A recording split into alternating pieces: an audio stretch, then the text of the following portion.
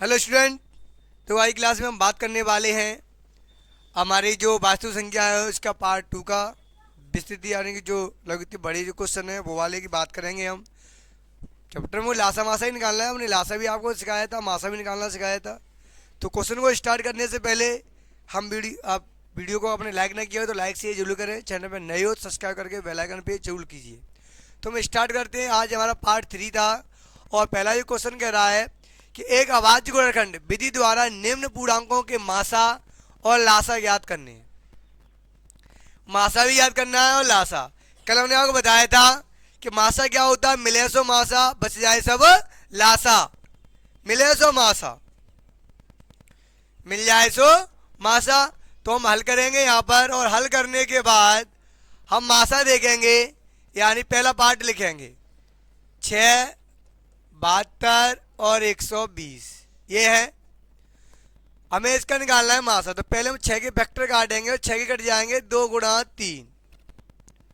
अब हम 72 के काटेंगे, तो 72 को लो, हमने यहाँ काटा, 2 से काटेंगे 36, फिर 2 से काटेंगे 18, फिर 2 से काटेंगे 9, 3 से काटेंगे 3 और फिर 3 से काटेंगे 1। ये कट गया, तो 2 2 और फिर 2 है और 3 गुणा 3।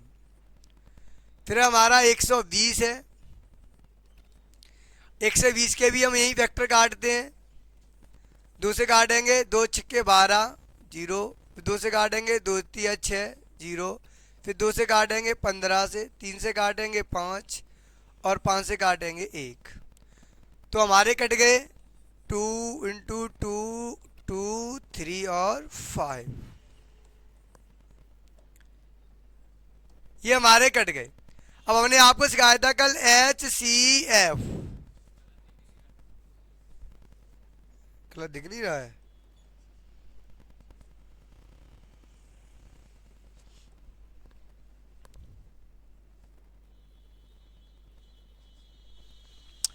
HCF यानी कि मासा। और हमने कल सिखाया था मिल जाए वही मासा, बच जाए वही लासा। तो मिल जाए, देखो 3 है तो तीनों में देखना पड़ेगा, ये मिला और ये मिला। अब कोई मिला कि हाँ सर ये मिल तो रहा है, ये ना तीनों में मिलना चाहिए। 3 हो तो तीनों मिले, 2 हो तो 2 मिले, 4 हो तो 4 मिले, मिल जाए वही मासा, बच जाए सब लासा। तो मिला क्या 2 और 3, तो 3 दूनी कितना हो जाएगा 6। एलसीएम तो 6 निकल आया। वो अब निकालेंगे एलसीएम, तो एलसीएम हो जाए, बच जाए सब एलसीएम यानी कि लासा। तो पहले तो मासा लिख लेंगे। अब बचा क्या, देखो दोनों में क्या मिल गया 2, तो एक बार। इन दोनों में क्या मिल गया 2, तो 2। यहाँ बच गया 3 और यहाँ बच गया 5। ठीक है, इनका क्या करना, गुणा करना है। 6 दूनी 12, 12 दूनी 24, 6 दूनी 12, 12 दूनी 24 और 5 दिया 15।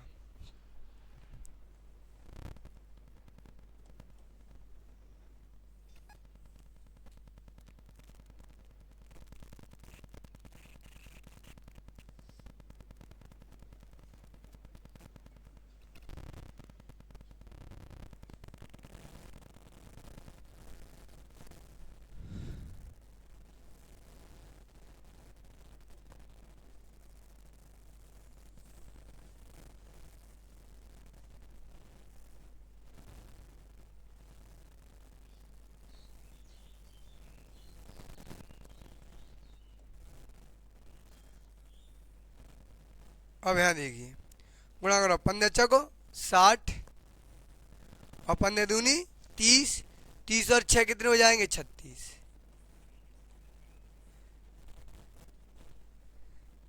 देखिए एचसीएफ और एलसीएम में कुछ नहीं है, हमें निकालना है। नोट कीजिए, कमेंट में बताइए कि क्वेश्चन आपको कैसा लगा, ये आपको बताना है। इसे नोट करिए या इसका स्क्रीनशॉट ले लीजिए। और हमारा जो अगला जो क्वेश्चन है इसे हम रेज करते हैं।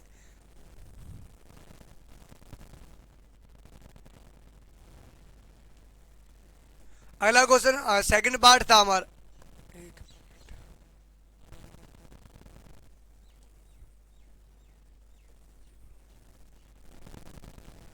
सेकंड पार्ट था हमारा इसका, पहले के तो आंसर हो ही गया 17, 23 और 29।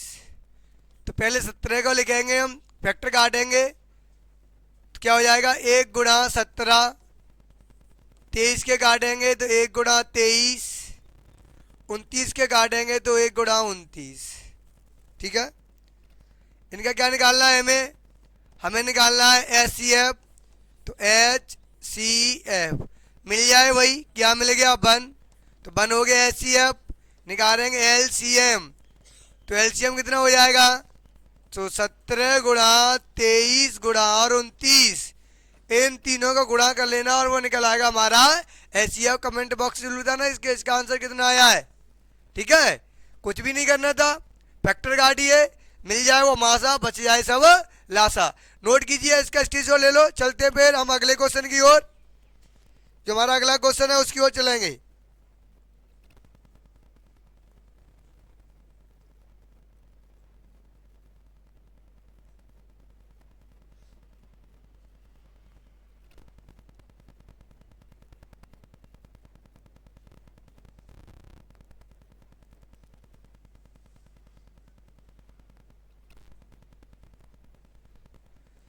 देखते हैं अगला क्वेश्चन को।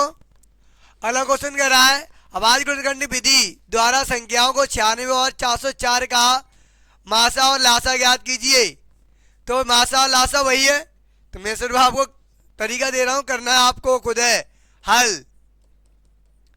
हल करके क्या करना है, 96 का लेंगे हम, तो इसके फैक्टर काटने, तो काटिए भाई 2 से काटा हमने, कितने 4 दूनी 8, 1 बचा 2 अट्ठे 16, फिर 2 से काटेंगे 2 दूनी 4 और 4 दूनी 8, फिर 2 से काटेंगे 12, फिर 2 से काटेंगे 6, फिर 2 से काटेंगे 3 और फिर 3 से काटेंगे 1, एक कट गया तो 2 4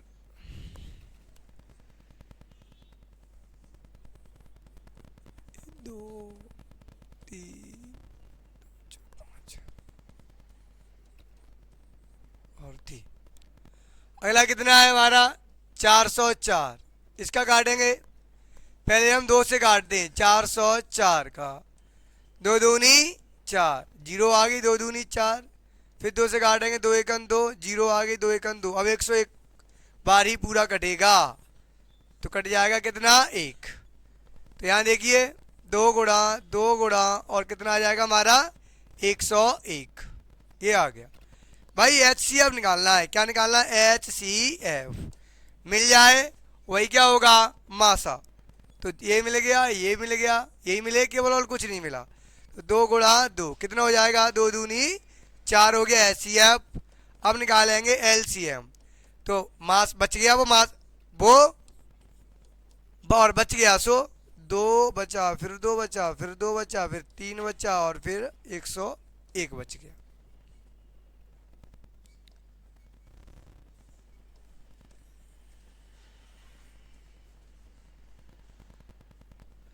क्या बच गया, ये बचा और ऊपर से देखो, एक बार 2 फिर 2 फिर 2 फिर 3 और फिर 101। इनका आपको मल्टीप्लाई करना है, 4 दूनी 8, 8 दूनी 16, 16 दूनी 32 गुणा 3 एकन 3 0 3 एकन 3। अब इसका आपस में आपको मल्टीप्लाई कर देना, जो आएगा वो आपका क्या हो जाएगा आंसर। ठीक है, देखो 2 4 दूनी 8, 8 दूनी 16, 16 दूनी 32 और 3 गुणा इसमें कर दिया, 3 एकन 3 0 3 एकन 3 303 है, उसके आपस में गुणा कर देना, जो निकल के आएगा वो हमारा हो गया एलसीएम। क्लियर है ना, इसे नोट कीजिए या इसका स्क्रीनशॉट ले लो। चलते हैं अपने अगले क्वेश्चन की ओर।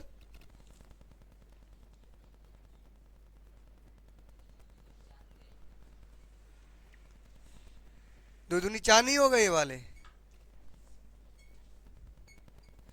नोट कीजिए और इसका स्क्रीनशॉट ले लो। हम हो जाते हैं साइड में।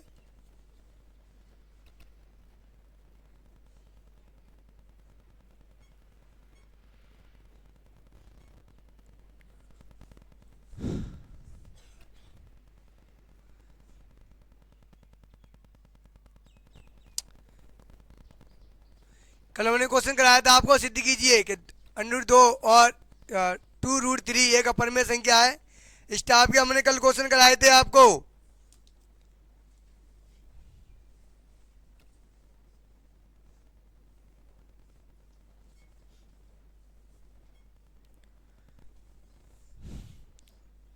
कराए थे क्या नहीं? तो इस क्वेश्चन को हमें सॉल्व करना है, मानना है अपरिमेय है परिमेय है, और कुछ नहीं करना है इसमें, सिंपल सा क्वेश्चन है।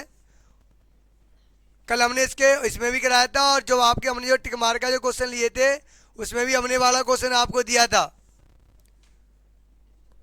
तो कमेंट बॉक्स में बताओ किसे किसे क्वेश्चन आ रहा है, उसके बाद हम इसे सॉल्व करें। डाउट है बताइए भाई।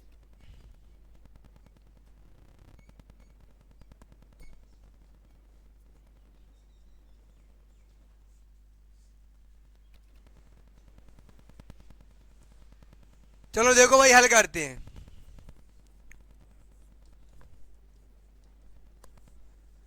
माना था हमने, पहले मानेंगे, माना 2√3 एक परिमेय संख्या है,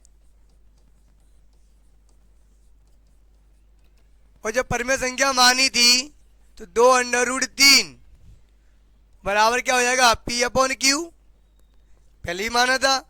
अब यहाँ देखिए गुणा में तो काय में जाएंगे, भाग में, तो √3 बराबर क्या हो जाएगा, P अपॉन 2Q, ये हो गया। अब यहाँ पर जो P अपॉन जो 2Q है, P अपॉन जो Q है, तो ये हमारे क्या पूर्णांक है, पूर्णांक है, आधा तो अंक नहीं है।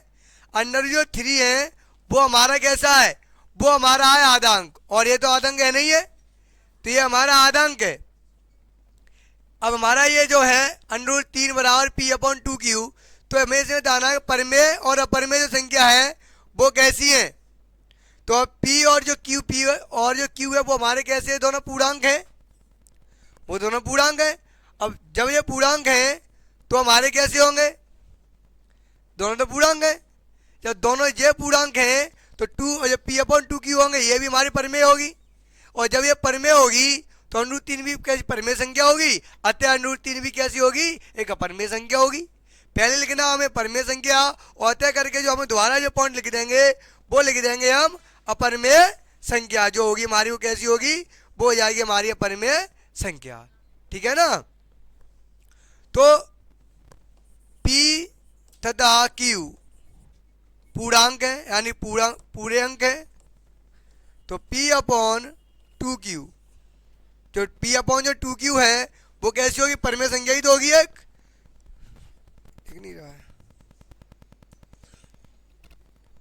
यानी P अपॉन 2Q एक परिमेय संख्या है,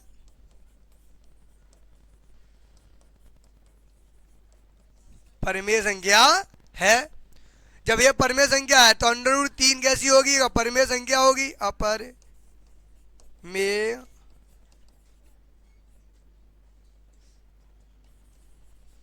संख्या है। लेकिन पूछ किसे रहा है, 2√3 को, 2√3 कैसी होगी, एक कैसी संख्या होगी, एक अपरिमेय संख्या भी होगी, और √3 जो है वो कैसी हमारी एक परिमेय संख्या है। 2 जो है वो कैसी है, परिमेय संख्या है, और परिमेय भी होगी, और अतः हमारी कैसी होगी, अपरिमेय भी होगी, परिमेय दोनों ही होगी। तो हम यहाँ लिखेंगे, क्या लिखेंगे, लिखते हैं 2√3 एक परिमेय संख्या है। तो लिख सकते हैं हम अतः है 2√3 एक अपरिमेय संख्या है। देखो कुछ भी नहीं करना है, जो मैंने आपको कराया था √3 वाला, √5 वाले ज़्यादा इंपॉर्टेंट क्वेश्चन है, और हर बार पूछे भी जाते हैं वाले, √3 वाला केवल और √5 वाला जो हमने आपको कराया था, दोनों वीडियो में एक एक क्वेश्चन हमने लिया था। और आज का जो क्वेश्चन है 2√3 एक अपरिमेय संख्या, तो हमने माना P अपॉन Q जो है वो हमारी परिमेय संख्या, तो P अपॉन Q भिन्न का रूप है, परिमेय संख्या है, गुणा वाली चीज भाग में दे दी, जब P और Q पूरे अंक हैं तो P बटे 2Q क्या होगा, एक परिमेय संख्या होगी। तो √3 भी क्या है, एक अपरिमेय संख्या है, तो √3 अपरिमेय संख्या है, तो 2 और √3 भी एक परिमेय संख्या होगी, और अतः एक संख्या अपरिमेय संख्या है। क्लियर है ना, इसे नोट कर लीजिए और इसकी जो ले लीजिए। मिलते हैं हम आपको अगली नेक्स्ट वीडियो में, दूसरा जो चैप्टर है आपका बहुपद, वो चैप्टर के साथ मिलेंगे। वीडियो को लाइक कीजिए, शेयर करना ना भूलें। Thank you.